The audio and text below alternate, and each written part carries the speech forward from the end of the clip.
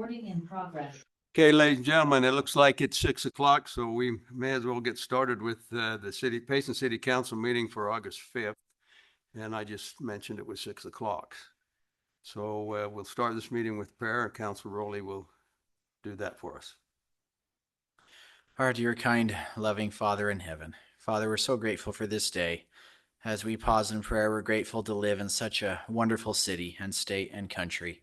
We're thankful for the people that live in Payson and make it so great. We're thankful for our first responders and for all of the strength and preservation and safety they give us. Father, we do humbly ask at this time if thou will bless us with cooler temperatures and with rainfall in the coming days. Please fill our reservoirs.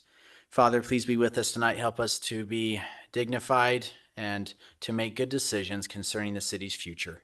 We love thee and we pray for these things in the name of thy beloved Son, Jesus Christ. Amen. Amen. Thank you, Ryan. Council Moss and Moss will lead us in the pledge. Please stand. Repeat after me.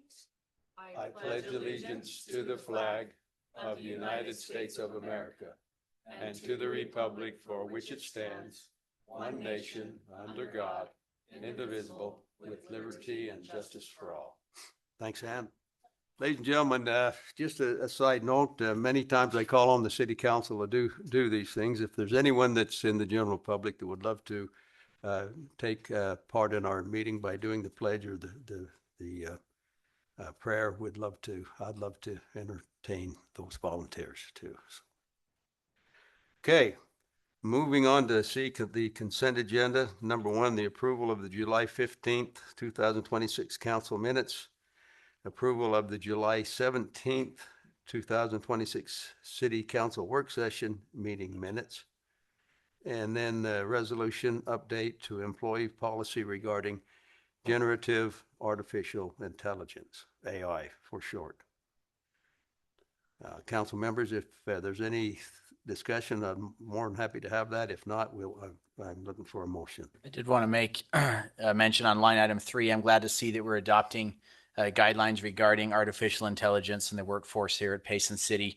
And I do want to, I like the way that this was worded. I want to encourage everyone to follow that policy and always double check the work and never lose the human element as we progress with this AI.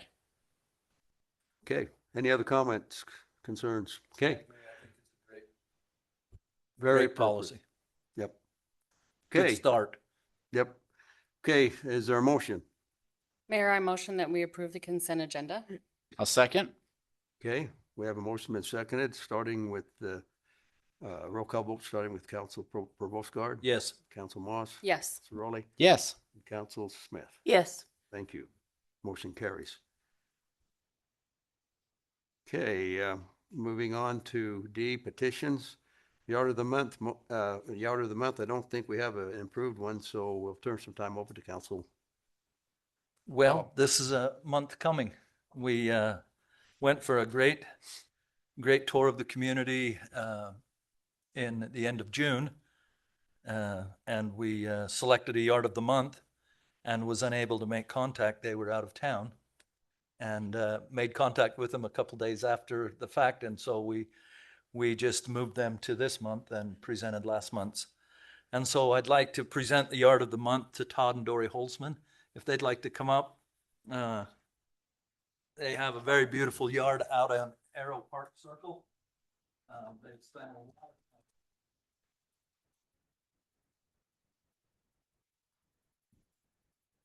And the $100 gift certificate from Holzman. And we'd like to get a photo. Right up here with the entire council. If you guys want to stand with it there.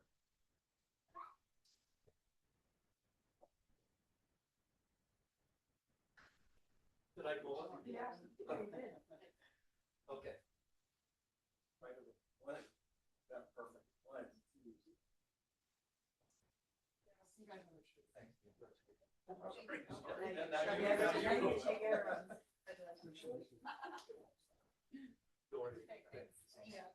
Ryan, did you get Dory?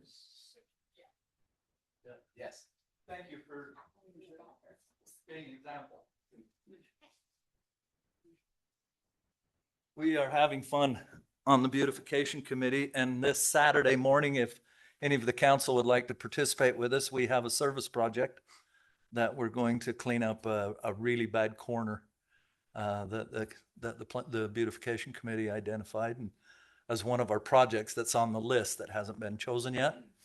And so we felt like we ought to put our money where our mouth is and go do a project. And so Saturday morning at 7, if anybody's interested, come join us. Did you text the details? I'll to us, text the Bob? details and the Thank you. address. Excellent. What time? 7 a.m. Ooh. I know. Yeah, the roads we want open it to that get early? done. We're thinking an hour and a half tops. We'll be That's done. what they all say. We did, didn't we, Robert? Dave? Committed to an hour and a half tops. All right. Yep. Or salmon. Yeah. Could be salmon. Okay, anything further? Nope. Let me do something before we move on any further. I'd like to excuse Council Hewlett, Brian, from tonight's meeting. Okay. Moving on to number 2, the public forum. Anyone can speak.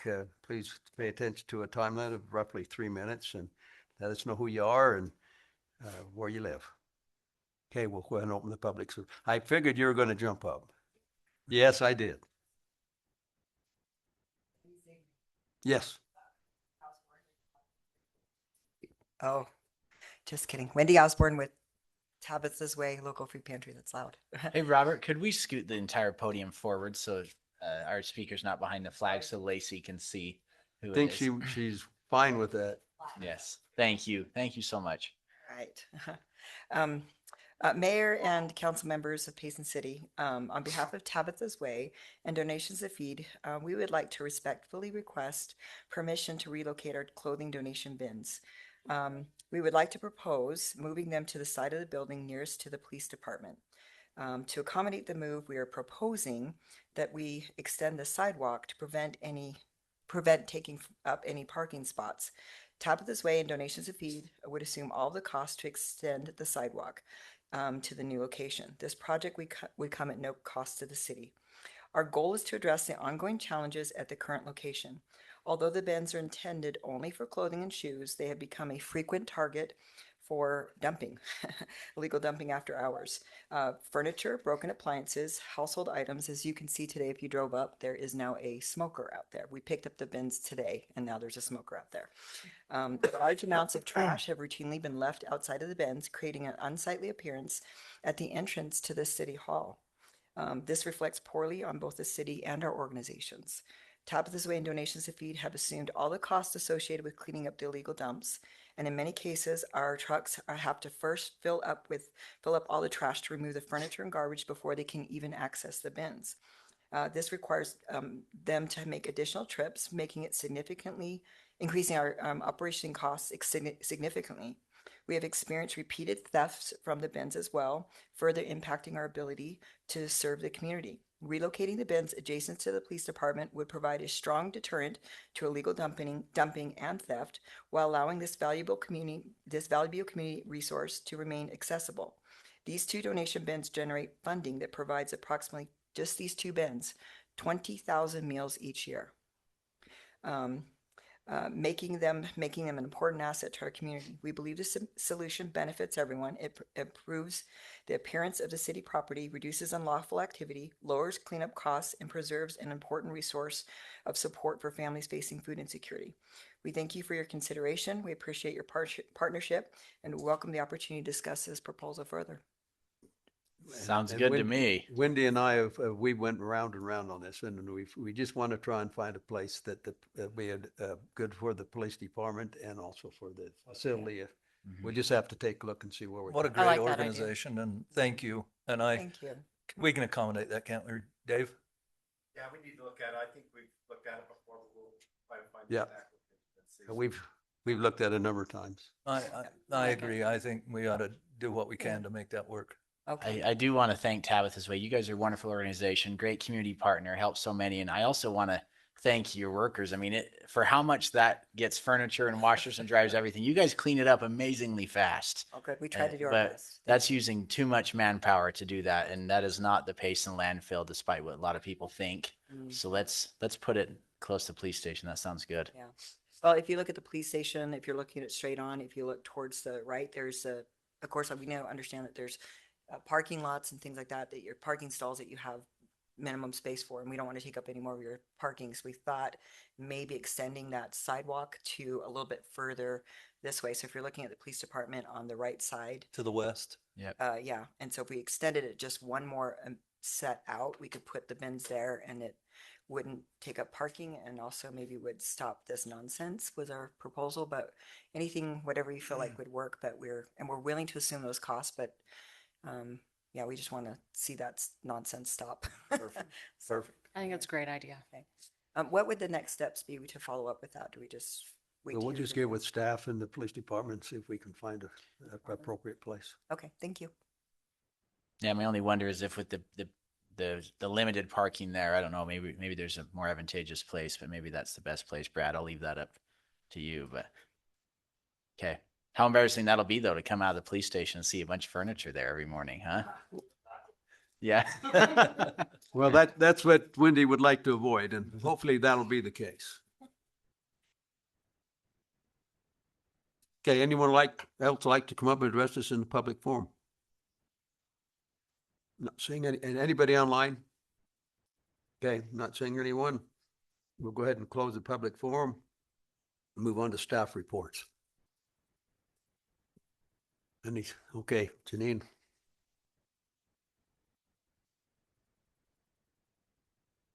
Mayor and council, sorry, my voice is really bad. So anyway, I apologize.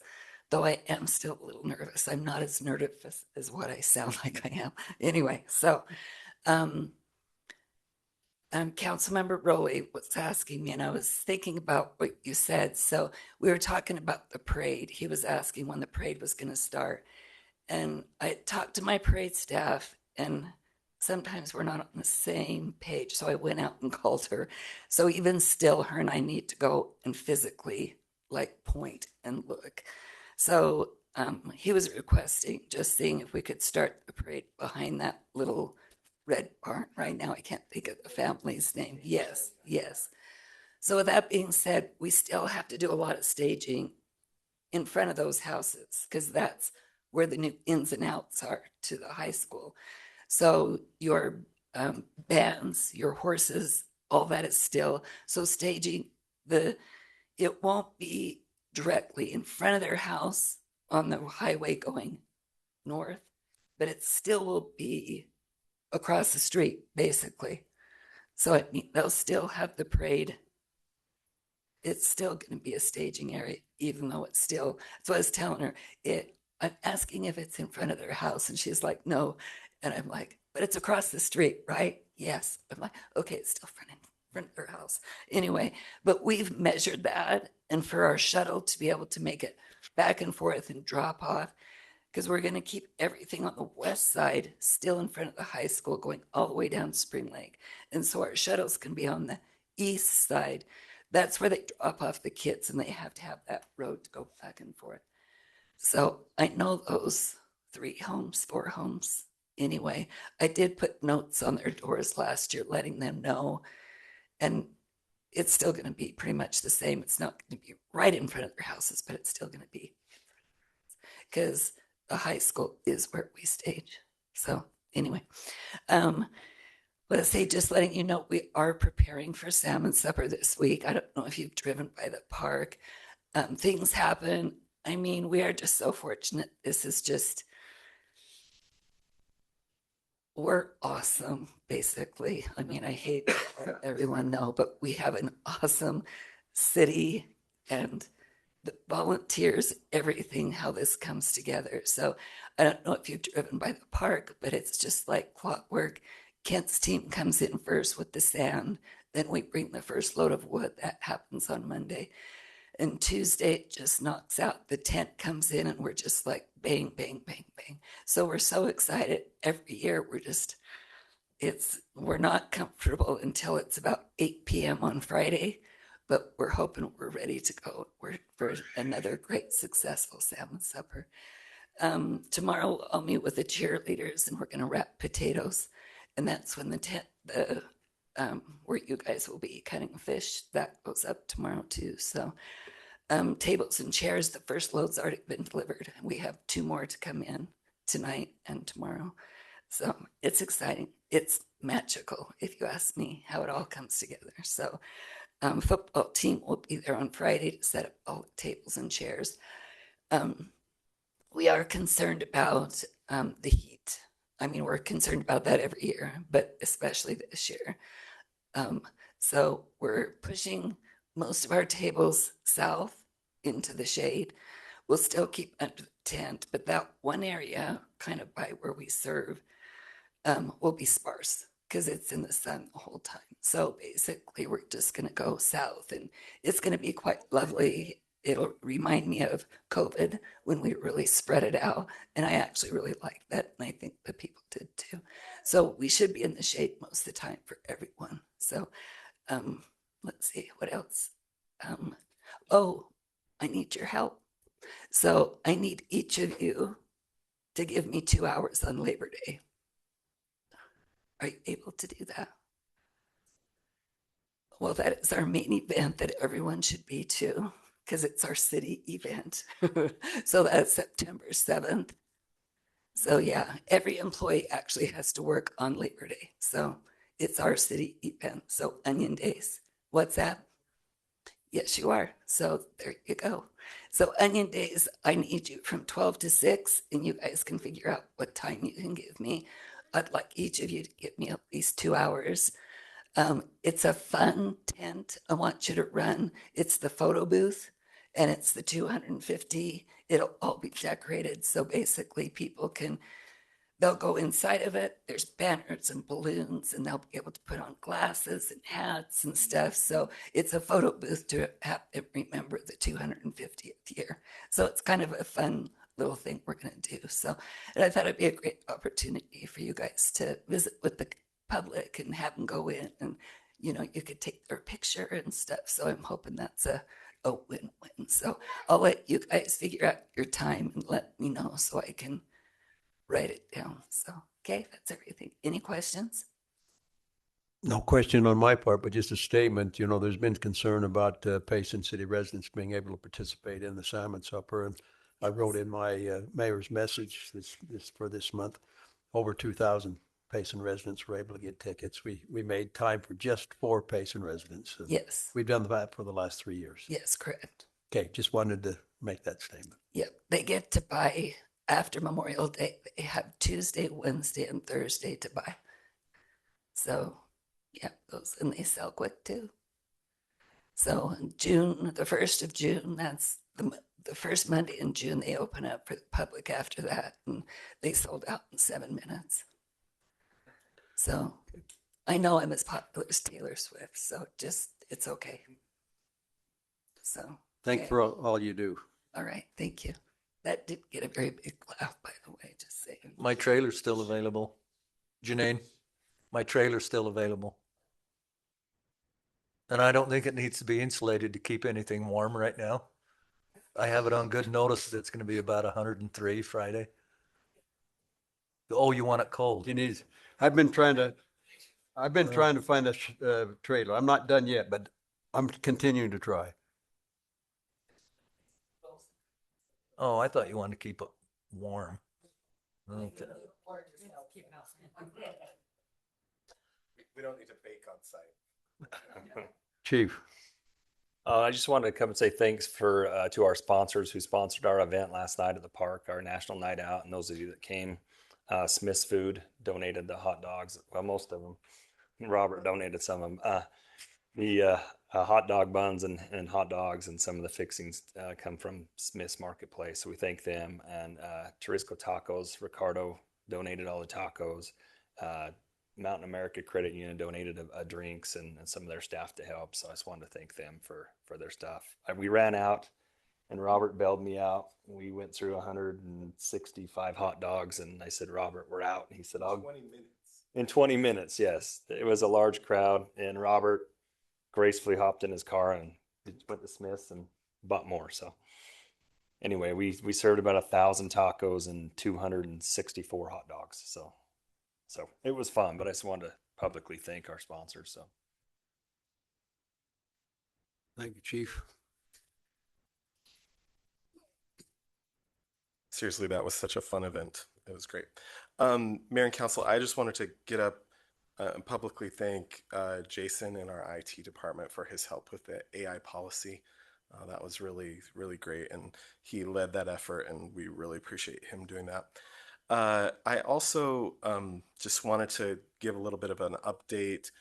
There were some questions in the community about data centers this week. I posted a little thing about Payson City's stance on those and things like that, but we're always learning more information.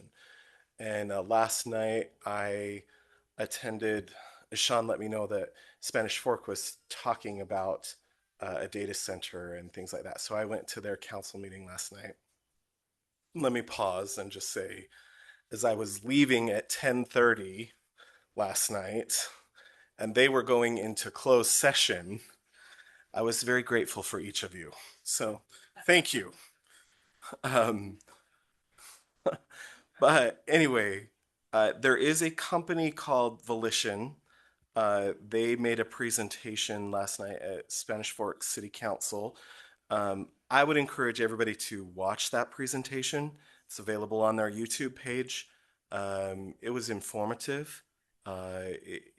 Technology is ever advancing, and so I think it's important for all of us to be aware of that advancing technology and how it changes.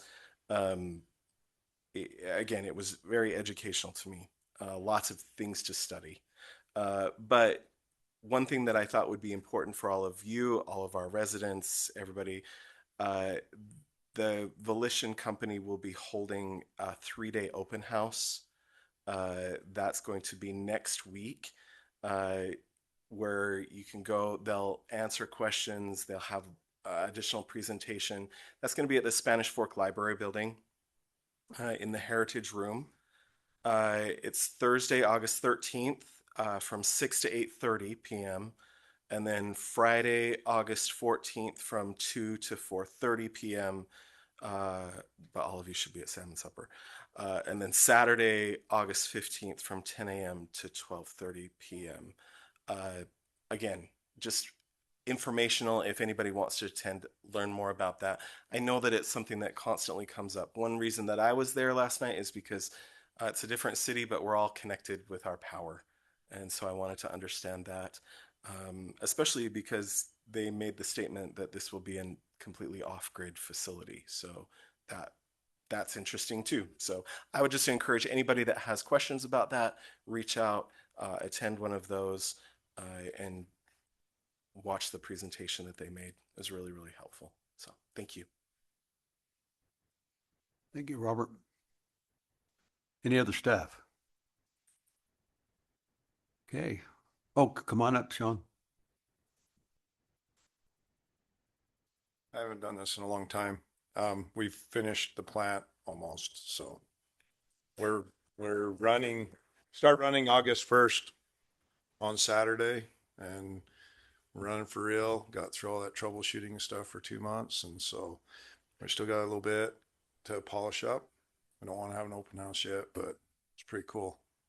2.5 years work. So, and the other thing, yeah, be aware that they use natural gas with, even though they aren't hooked to the grid, electrical grid, they are hooked to your natural gas grid. So there's a lot of demand there. So just be aware it affects us. But anyway. Thank you, Sean.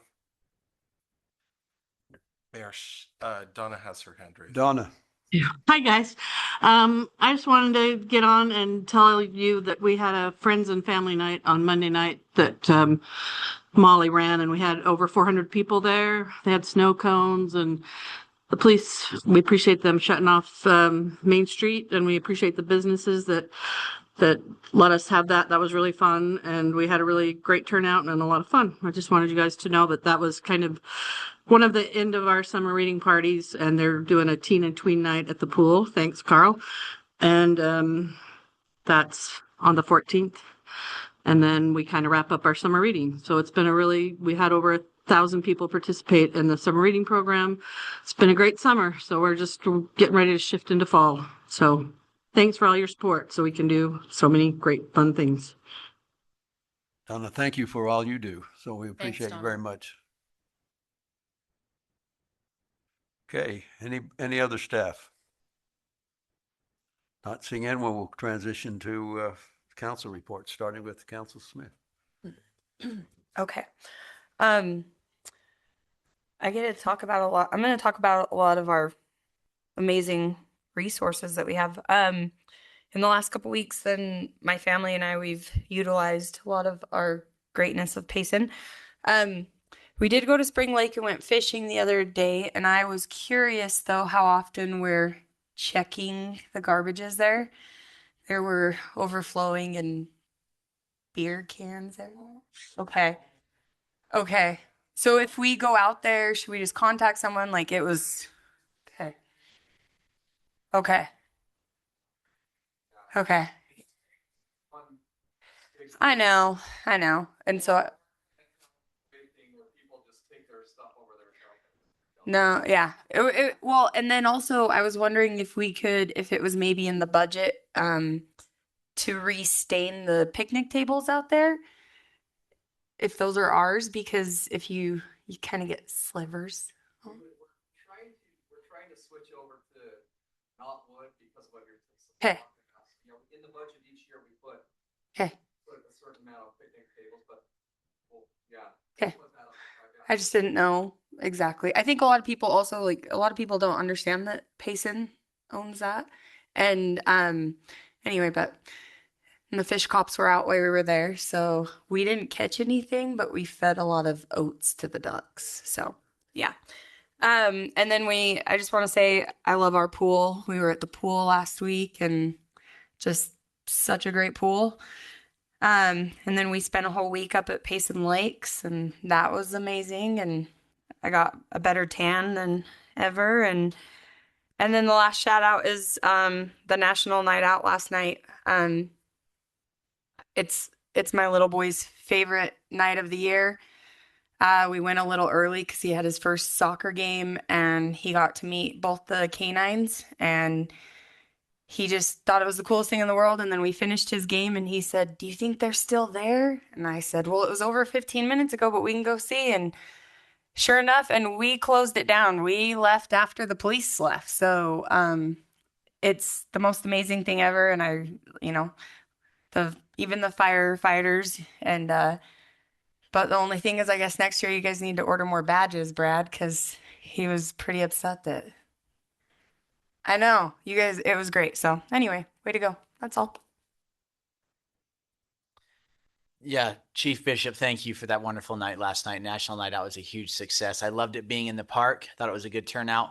And we even got to see the life flight helicopter land and take off, and the fire trucks, and most importantly, the police department.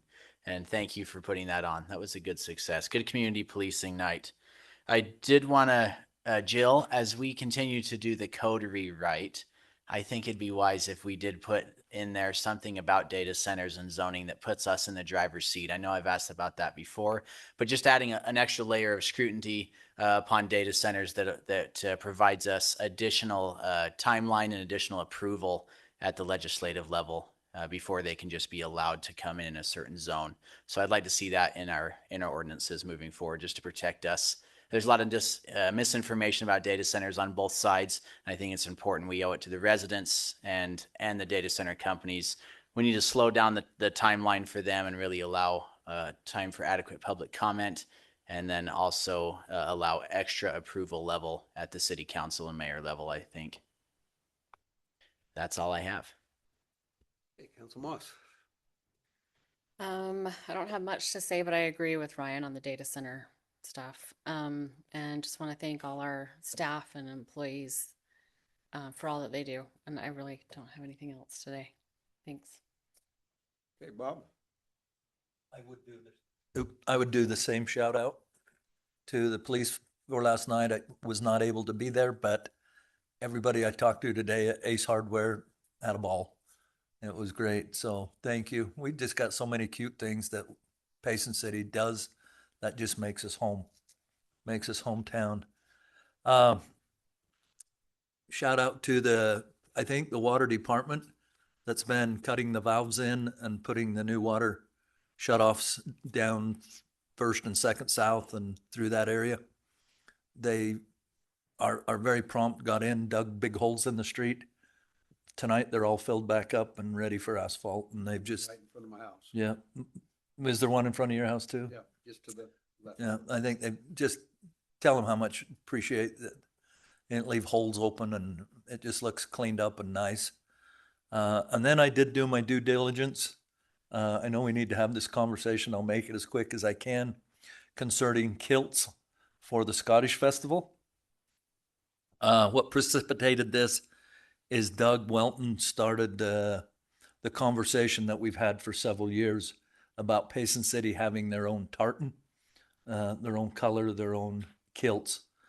And this dates clear back to the late 80s, I believe, Mayor, when we used to have the spring ceilidh, when it was here at the banquet hall, and we would eat haggis and kind of get everybody excited for the Scottish festival that was to come, and the tartans and things that were presented at that time. And the conversation has continued. So Doug done some research straight to Scotland on getting tartan. The material that he was quoted was quite expensive, about $70 a yard. And a kilt with the pleats and the correct way to build a kilt takes about 9 yards. So you can do the math. And then to have them, a proper kilt it cannot have a sewing machine put to it. It has to be all hand stitched. And that takes about 42 hours for a seamstress. And there's only a handful in the state of Utah that make them. And we happen to have one right here in Payson. And so I contacted her. She's reaching out to several of the clans in Salt Lake and that have ladies that make them. She said to plan on it would be roughly around $400 a kilt for the seamstress part of it. So if I was to give you my best, so then I reached out to Bill Morris of Morris Quilting, and he is very well steeped in tartan material and what have you. And he's going to present us 3 or 4 options. If we have our own made, Doug was right. It's going to be about $60 a yard to have one that we can claim as Payson City, that nobody else can duplicate. If we buy material, I don't want this to be lengthy, but I'm trying to give you all the information I can. If we buy material that has been created that is unassigned, in other words, manufacturers over there make tartan material waiting for somebody to buy it, and sometimes it goes for quite a while without a clan that accepts it and says that's ours. And so we can get that at a little bit of a discounted price, and it becomes Payson City tartan without having to give the commission to have it made and pay that upfront cost. We're still looking at, and so I think the best thing that I could present to you is it's going to be about $1,000 a kilt for the material and the seamstress to put them together. And we've discussed, and council wide open for discussion. I've just kind of taken the lead on this. We're thinking of 15 kilts that we would want. We would need the 6 for the council. We would need 3 for the royalty, 3 to 4 for the police officers that would be security during that period of time. And then that would leave 2 for the administration or staff. That would be the 15. So I put the information to you when I get exact price quotes back on tartan material. I'll come back with you at that, but that's a discussion that we can have at a later date. If we started now, we would be pushing to have them ready for next year, knowing that. So she said, if I can get 5 women to do 3, we could have them done in May. If I got 3 women to do 5, we would be really hurrying to get them ready for July. So that's the information I have on the tartan and the kilts. Thank you for the information. It's something we can need to work on. Okay. We'll go ahead and move on to E, action items. This one will be mine. Appointment of Planning Commissioner, Rick Johnson. That would be my nomination, and give you a little background. Ryan and I both sat on the interview board for the Planning Commission. Rick was very, very good. We were hoping we could have a place for him, and as it turns out, we do. Now, he was put on the Board of Review, so we'll have to replace him on the Board of Review, but I would submit to the council that we accept, that they accept Rick Johnson as appointment of Planning Commissioner. He was not able to be here tonight, so we'll arrange, if in fact the council adopts this, to have him sworn in the oath of office a little later. Mayor, Any discussions? Is that the Rick that lives Yes. just right across the street? Yes. Okay. Yeah, there you go, right across the street. He's been well known. He worked at Mountain View Hospital for decades, and very capable individual. I was very impressed. I believe, not speaking for you, but I believe you were as well. So Absolutely. I would submit his name, Rick Johnson. Mayor, I make the motion that we approve the appointment of Planning Commissioner Rick Johnson to the Payson City Planning Commission. I'll second that. Okay, we have a motion been seconded. Roll call vote starting with Council Provostgard, Yes. Council Moss. Yes. Council Rowley. Yes. Council Smith. Yes. Thank you. Motion carries. Appreciate it. Okay, moving on to number 2, resolution approving the memorandum of understanding between Payson Santaquin Chamber of Commerce and Payson City. Hey, Mayor and Council, we have been meeting with the chamber.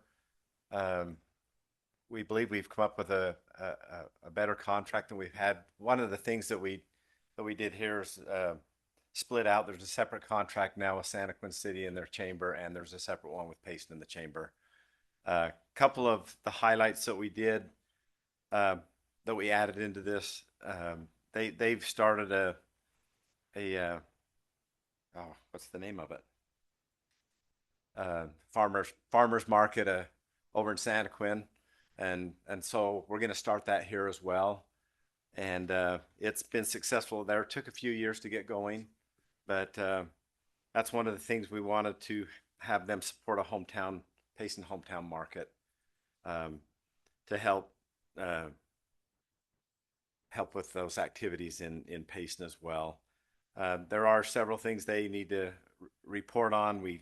They give welcome bags for the new people that move in. So there's the intent of the agreement, and it's taken a long time, and it's been this way for a long time, is they want to become self-sufficient, but they do utilize our contract money to help fund the chamber as well as the other members.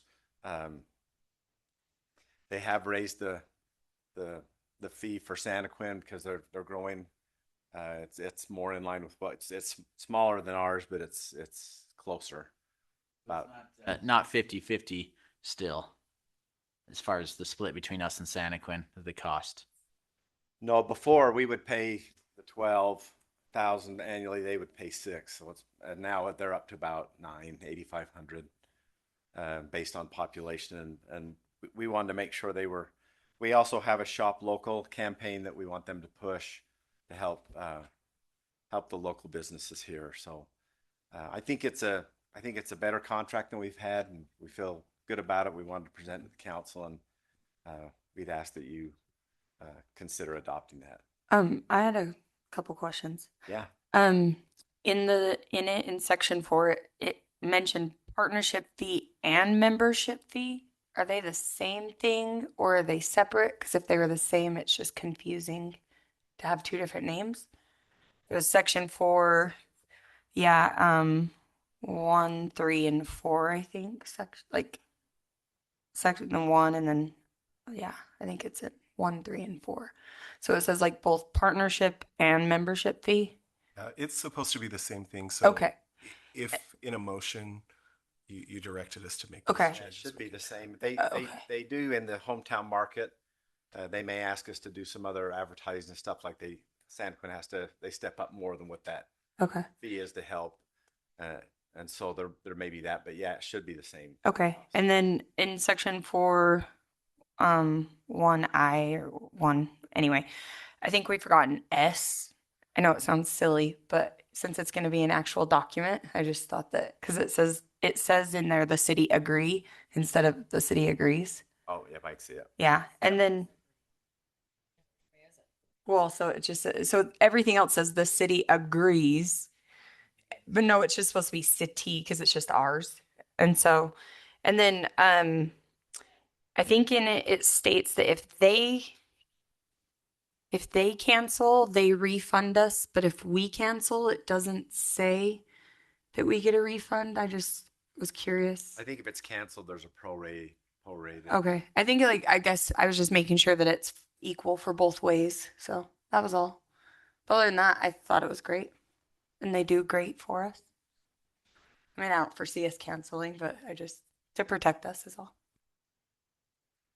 Any other discussion, council? Okay. I'm ready for, do we need a motion here, Dave? Yes, there's a resolution.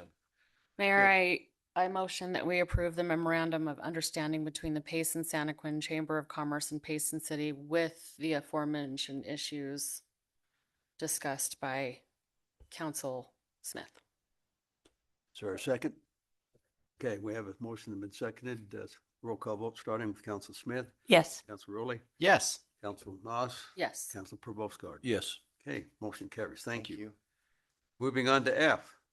Apologize, council and residents. I'm going to briefly excuse myself.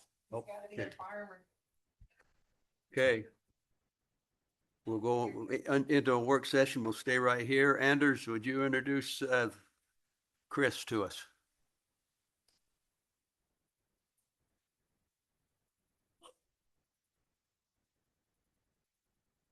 Good evening, council members, and we also have some members of our planning commission here as well. This item is not an action item. We're just giving a presentation on our progress with the Payson Parkway small area plan.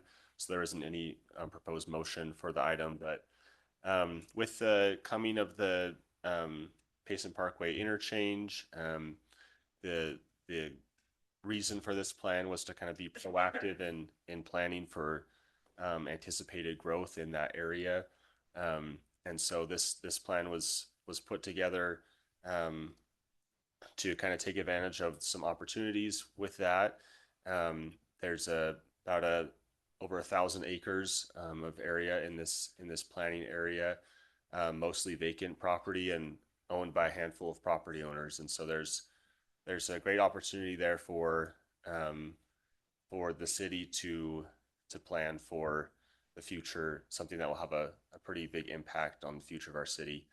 And so the idea with this plan is would be adopted as an amendment to the general plan. So providing kind of guidance and direction, kind of setting priorities and goals for the area for land use and transportation and infrastructure needs and open space and trails and parks. And so the process that's gone into creating this plan so far, we've worked with Chris Hupp with Somos to put this plan together. The process has included multiple charrettes and work sessions with the city council and the planning commission as well, to kind of get us to this point. It kind of started with some ideas and concepts, and over time those have been refined to where we're at today. And we feel like the plan is at the point where it's ready for adoption into the general plan. And so before we kind of go through that formal process of that starts with a public hearing with the planning commission to propose adoption to the plan, we wanted to just give this presentation to kind of introduce the final plan and kind of summarize the content, some of the content that's in that final document. And with that, I just wanted to make sure to invite any member of the public, the Planning Commission, City Council, as we anticipate that we'll be releasing the plan to the public and then sending that to each of you to review. As you're reviewing that and you have any questions, please come to us and feel free to ask us any questions you have.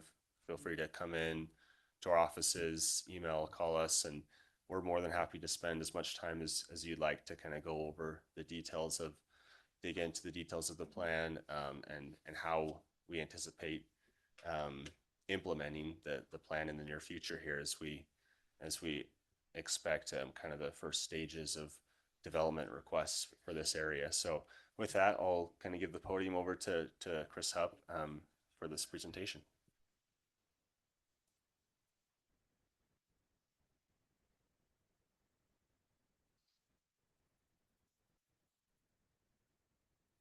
Okay, so we've chatted a few times.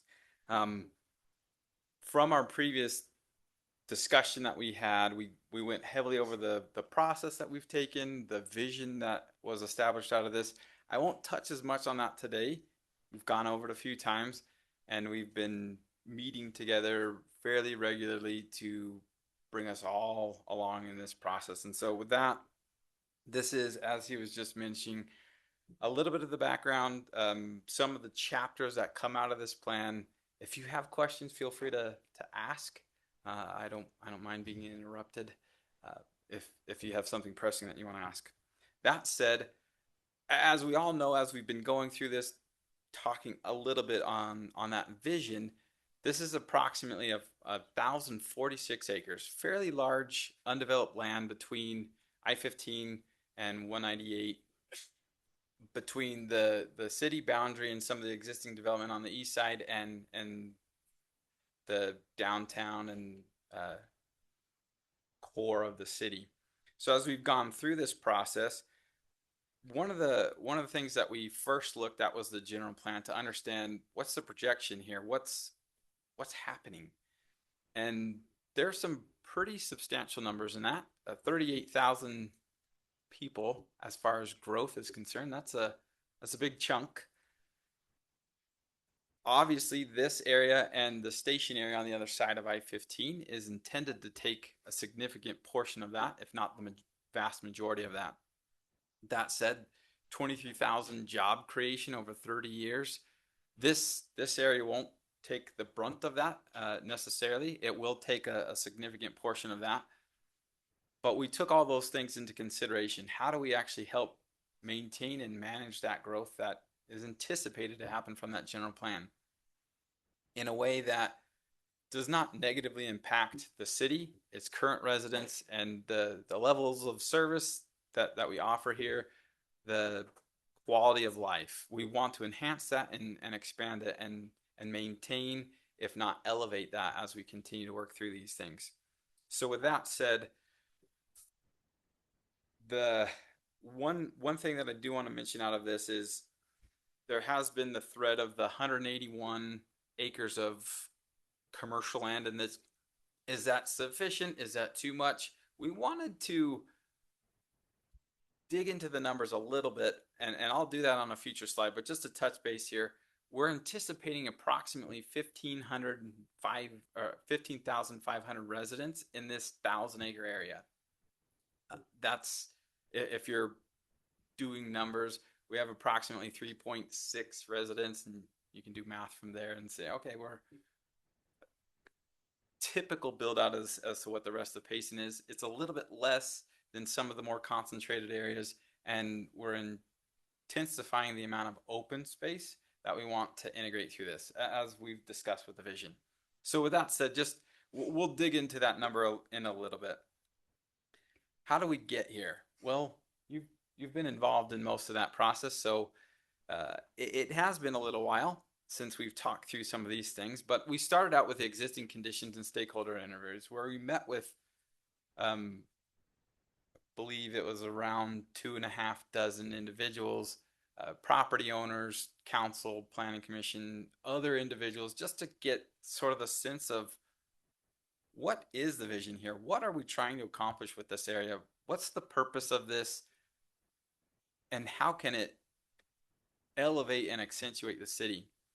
So we got that background. We established the understanding of what's happening in the downtown, what they're planning in the station area, what Salem is looking to, and how do we capture this with the updated UDOT road coming through this property. Then we jumped into concept development with you all. We went through that, established concepts. Obviously, some council individuals were wanting their concept to take precedent over others. And the good thing is all three groups had that sort of idea because of the passion you have for your city, which is great. And we've incorporated those pieces as we've continued to refine that concept.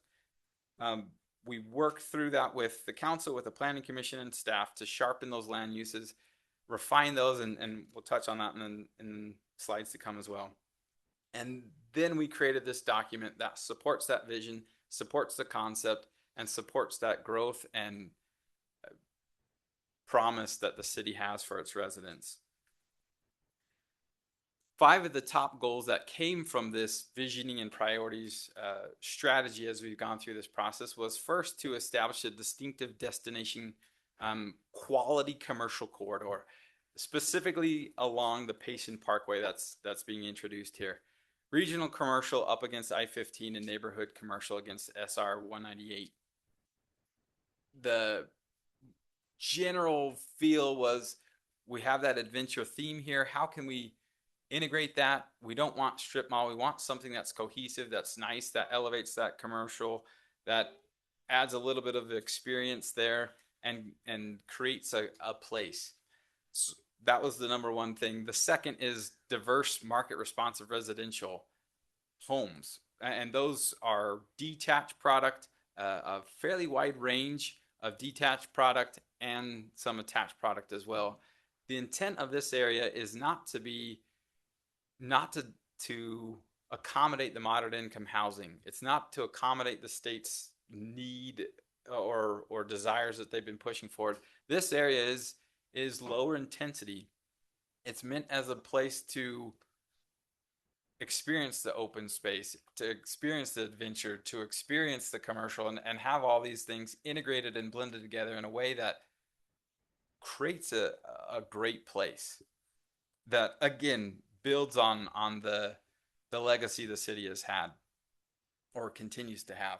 The third piece was build that connected multimodal trail network. And you'll see that as we go through some of these plans.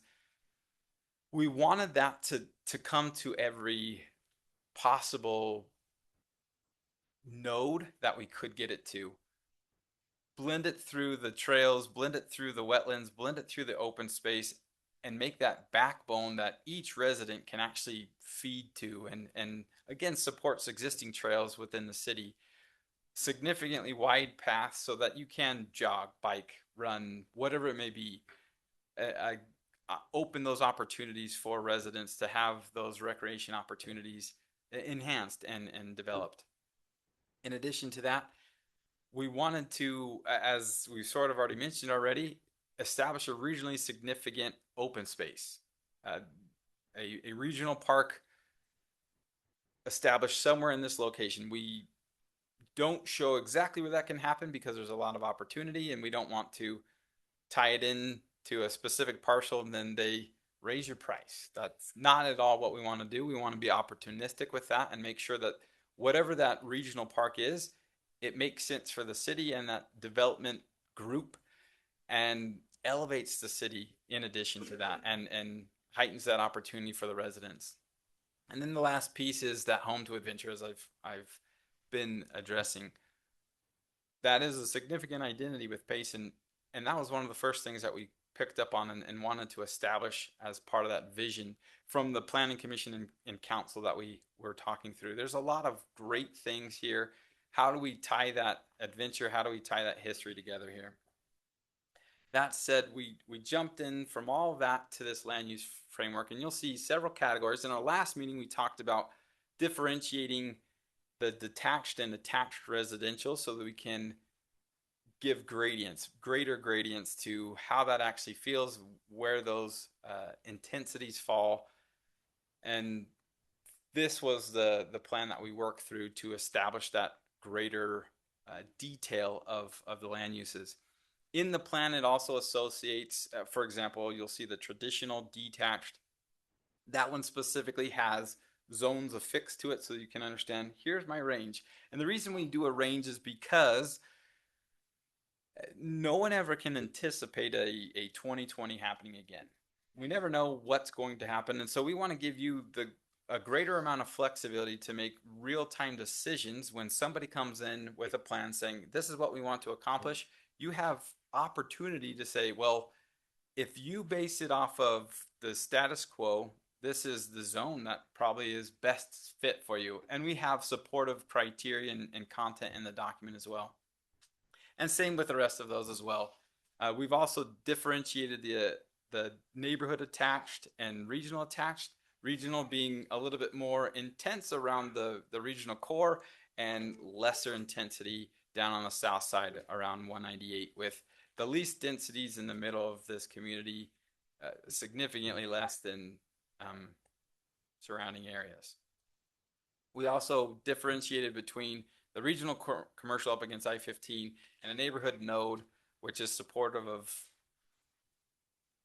grocer and typical services, whereas the other one would be more of a regional draw.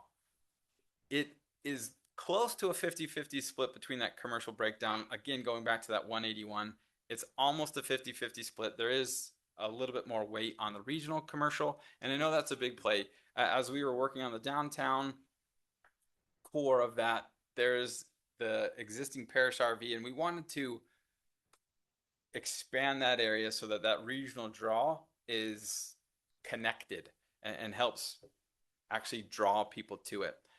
With that being said, again, the anticipation for this east side from the general plan was 38,000 residents. If you look at the larger area, the essentially large swath of land from Benjamin, continuing down the Payson Parkway, there are lots of individuals that could potentially congregate at this regional draw. And that's why our number is 181. As we looked at that regional draw and the supportive nature that this commercial area could maintain and help, that's the number that we felt fairly confident. It is conservative just to make sure that we can build that and have it vibrant. We don't want to overdo commercial, because when you overdo commercial, it's just vacant, and that does no good for anyone. So we want to make sure that it is vibrant and that it is attractive. As we continue to go through this, we talked a little bit about that spectrum of housing. As far as detached, the traditional homes, 6,000 to 10,000 square foot lots, cottages, garden cottages, which are fronting onto a green, ramblers and downsizing housing. So if I've got a 10K and I want to get something a little bit more for a later stage of life, those types of products are available, including smaller lots for first-time home buyers or younger families to be able to grow into, especially given the cost of housing in our current market. It's significantly grown over the last few years. Mixed takes some of those detached on the lower scale, so cottages and so on, and then it takes some of that larger attached products and mixes those together so that there's a blend between the detached and attached, and you get more of a transition as opposed to here's one, here's another. There's no blending. They're very different. What that also does, as we've talked about this, is it establishes more complete neighborhoods where you can actually live in the same neighborhood, grow in the same neighborhood, and age essentially in place. And so we've established some of those mixed opportunities to allow that to happen. As previously mentioned, wetlands, the open space was intended from the feedback that we received to be the heart of this community. There's approximately 116 acres of and I'm going to say this out loud, non-delineated wetlands. as we've looked at this, we've sort of mapped where water's going. Some of these are irrigation ponds that you close off the irrigation and it goes away. Some of these are springs and things that of that nature. And so there's legitimacy to some of those areas. These are not mapped. So I want to make sure that that is clear. As delineations occur, there can be adjustments to the way that the open space will work, but nevertheless, the thematic piece of this is that they do integrate and blend, and that the residential units front onto these and integrate with these, so it's a part of the community. As we go through this, using the numbers from the city, there's intended to be 7 acres of parkland per 1,000 residents. Again, taking the rough estimate of 15,500 residents in this area, do the math times the 7 acres per 1,000 residents, and I put 110, it's actually 108.5, but rounding, always round up when it comes to open space. So we, with the intended open space network, we're significantly over that. And again, some of that is due to the need, and some of that is proper placement and neighborhood node, commercial supportive, residential supportive of these open spaces, so that everyone has close proximity, close access to these recreational opportunities. Again, digging into the trail network, we wanted to make that one of the forefronted pieces as we heard the feedback from the city elected officials, appointed officials, and staff. That was a big piece of what needs to be a part of this community, is this network that works for everyone, that blends everybody together, that brings the downtown, that brings the station area, that brings this Payson Parkway area all together. These networks that actually blend into the existing communities and bring everyone to connect and to coexist more naturally. Walking, biking, built in, transit and wayfinding. As UTA has service plans through this area, obviously UDOT has the Payson Parkway and some of the trail supportive things that go along Payson Parkway. There's a lot that happen here, and with it going diagonally through the site and the rest of it being on a standard north-south grid, we had to get a little creative to keep that grid. It is angular, but it blends the existing on either side together so that it's not confusing as the individual goes through that space. You can see a little bit more depth on that street and trail network as you look at these. It is essentially a skewed grid so that we can connect in the existing grids and then pull them together so that those roads can sort of stay pretty substantial or consistent as it runs through the city. In addition to that, you'll see a similar grid for the trail networks where we would establish on-street trails and off-street trails to give people full opportunity to use those. And again, there's a larger facility that runs along Payson Parkway. You also note there are 3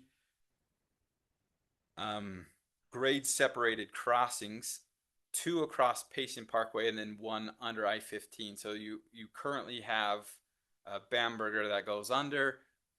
In every document that we are showing, and even in the adjacent documents, we wanted to make this a prominent piece so that UDOT understands this is part of what we want. This is part of what is not just what we want, but is necessary to make this function. If you don't allow people to get over to the transit, that increases that congestion on the streets. Let's give them opportunities to actually be able to correspond with what's on the north. There's the UVU campus and all those other pieces. Let's blend all that together and allow opportunity to get into the downtown, to get into the station area, to get into this Payson Parkway area, and make it so that it's a viable option to be on a bike or other mode outside of a vehicle. To the commercial point, right now, as far as the leakage, and that's a more difficult, it's a term, and the explanation here is if you have $100 in the city, how much of that is leaking out to a different city? So if we had 100 million, 46 is leaking out to a different city, that is a substantial number. And we wanted to make sure that we had this area significantly robust to be able to capture a significant portion of that, potentially even getting to the point where you are not in a leakage state, you are in an extended capture rate where more of that capture is coming in above the 100%, meaning you're capturing all of your residents, the revenue that could be, and then bringing in. And so that's why that regional draw. In addition to that, the existing square foot commercial estimated 554,000 to 760,000 square feet. I'm going to throw some numbers out there because I like numbers. If you divide that by a floor area ratio, and that means how much building there is to an acre. If it's a 1 acre and we use 30% of it, 30% is the floor area ratio. So how much building is that?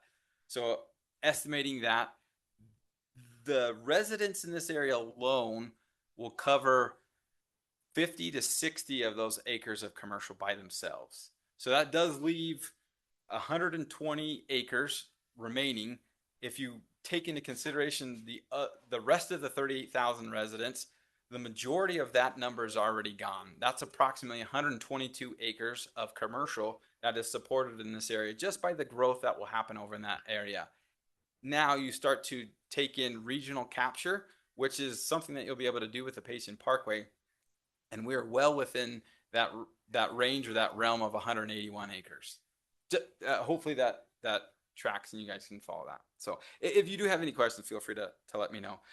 But we wanted to be supportive. We wanted to help minimize that capture number and focus on some of the things that can bring some of that money back into Payson and make sure that we support our own.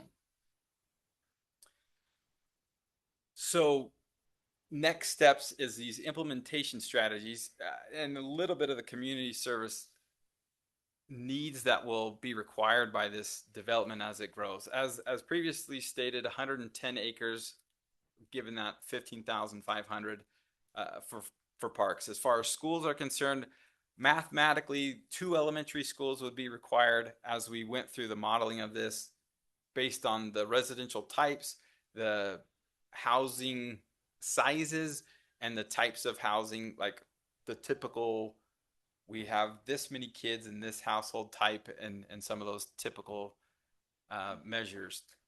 In addition to that, there'd be 1 middle school, and we put 1 high school here, but it's actually 0.6. Rounding up goes to 1. You can't have 0.6 of a high school. It doesn't work that well. So we do notate that as 1, but we dig into that a little bit more just so you can understand those numbers. In addition to that, emergency services, it was brought up early in the process that there is a desire for a fire station within this planning area. There was not intended to be a need for a specific police station or an additional police station, just added staffing as this area grows out. And then that fire station was potentially going to be along Arrowhead Trail or along the 198 for better access and service area. In addition to that, we look at other community services like library, senior center, churches. We've anticipated there to be approximately 9 multi-denominational churches throughout this area, just looking at the existing demographics of Payson and Utah County, just to understand what could be anticipated here, and that those are the numbers that we've looked at.